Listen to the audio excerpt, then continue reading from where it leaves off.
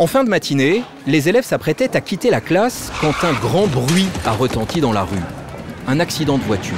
Oh, pas bien grave, une vieille bagnole aux freins abîmés est entrée en collision avec une jolie berline. Pas de blessés, juste de la tôle froissée et un beau bazar dans le quartier. Police, dépanneuses, badauds.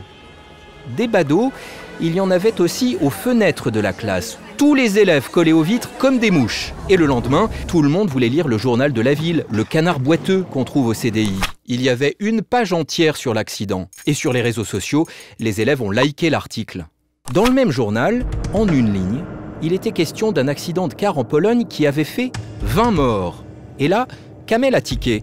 C'est quoi cette histoire? Une page pour un accident naze et juste une ligne pour un autre qui a fait 20 morts? Kamel venait de découvrir l'une des règles les plus détestables et les plus incontournables des médias. La règle du mort-kilomètre, autrement dit, la loi de proximité. Un événement qui se passe à proximité prend généralement plus d'importance qu'un événement qui se déroule loin. C'est détestable, car cela donne l'impression que certaines vies ont plus de valeur que d'autres. C'est incontournable, car si la plupart des médias font cela, c'est qu'ils estiment que ce qui se passe tout près intéresse plus leurs lecteurs et spectateurs que ce qui se passe loin. Et souvent c'est le cas. D'ailleurs au CDI, quand Kamel a parlé de l'accident en Pologne, tout le monde lui a dit « mais on s'en fiche de ton truc ». Qui a raison, qui a tort? Disons que les médias sont dans leur rôle quand ils proposent à leurs lecteurs des infos qu'ils ont spontanément envie de lire.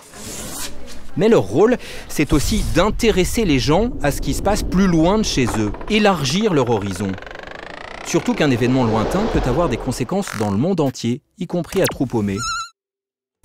Plus tard, on a appris que l'usine qui fabrique les freins du car accidenté, c'était une usine de Troupomé qui emploie plusieurs parents d'élèves du collège. Intéressant, non ?